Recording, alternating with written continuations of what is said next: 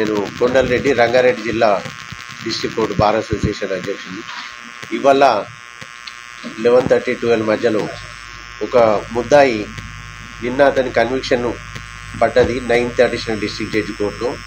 So ఇవాళ ఇంకొక కేసులో అపియర్ అయితే ఆ కేసు అపియర్ అయిన తర్వాత బయటకు వెళ్ళే క్రమంలో అతను చెప్పు తీసి జడ్జి గారికి డైరెక్ట్ కొట్టిండు. అక్కడి నుంచి ఎక్కడైతే ఆయన నిలబడ్డాడో ఆ ప్లేస్ నుంచి జడ్జి గారు విసిరేసడం వల్ల తనకు కూడా దెబ్బలు తల్లి. ఆ విషయం తెలియగానే ఇమ్మీడియట్గా మేము బార్ అసోసియేషన్ ప్రెసిడెంట్, మా సెక్రటరీ గారు, మిగిలిన అందరు అడ్వకేట్స్, మా బాడీ వాళ్ళు కూడా వెళ్ళి అక్కడ మేడంను పరామర్శించడం. తర్వాత తనను కూడా వేరే ఇంకొక కేసు ఉంది, ఆయన చాలా రెగ్యులర్ అఫెండర్, అయినా చాలా కేసులు ఉన్నాయంట. ఆయన ఆల్రెడీ కన్విక్టెడ్, జైల్లోనే ఉన్నాడు, కన్విక్టెడ్ అక్యూజ్డ్ అయినా. సో అలాంటి వ్యక్తిని పోలీసులు కూడా వచ్చిన ఎవరైతే ప్రొటెక్షన్ వాళ్ళు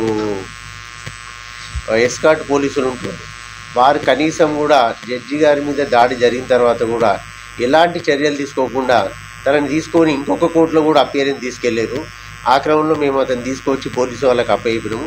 అప్పయిపిన తర్వాత తీసుకెళ్లారు. తన మీద కేసు కూడా ఆల్రెడీ రిజిస్టర్ చేయడానికి పోలీసు వారికి రిప్రజెంటేషన్ ఇచ్చినాం. డీసీపీ గారు కూడా వచ్చారు. అతన్ని తీవ్రంగా కఠినంగా శిక్షించాలి. అతను రెగ్యులర్ కేసెస్ చాలా ఉంటాయి.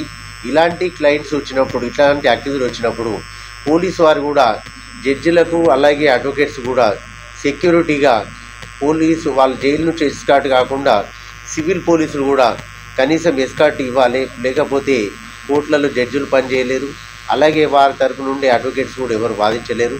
దీన్ని మేము న్యాయవాదులందరం కూడా తీవ్రంగా ముక్తకంఠంతో ఖండిస్తున్నాము. దీని సందర్భంగా దీనికి నిరసనగా న్యాయమూర్తి మీద జరిగిన దాడికి నిరసనగా రేపు తెలంగాణ వ్యాప్తంగా అన్ని బార్ అసోసియేషన్లు కూడా బాయ్కాట్ చేయడానికి పిలుపునియడం జరుగుతుంది. ది ఫెడరేషన్ అసోసియేషన్ అధ్యక్షునిగా కూడా నేను ఉన్నాను. కాబట్టి అన్ని బార్ అసోసియేషన్లు ఎక్కడ జరిగినా, న్యాయమూర్తి మీద జరిగినా, న్యాయవాది మీద జరిగినా, లేదు జ్యుడిషియరీ స్టాఫ్ మీద జరిగినా, ఇది మొత్తం న్యాయ వ్యవస్థ మీద జరిగినట్టే. ఇవాళ ఒక దుర్దినంగా భావించవచ్చు. ఒక మహిళా జడ్జి అని కూడా చూడకుండా ఒక అక్యూజ్డ్ కరణ్ సింగ్ అట అతని పేరు, తనని తీవ్రంగా శిక్షించాలి. అతనికి ఈ కేసులో మాత్రము మరణశిక్ష విధించాలి. ఇలాంటి అక్యూజ్డ్ ఎవడని చేస్తే మాత్రము న్యాయవాదులు, న్యాయమూర్తులు కూడా తిరిగి వాళ్ళకి తగిన బుద్ధి చెప్తారని తీవ్రంగా హెచ్చరిస్తారు.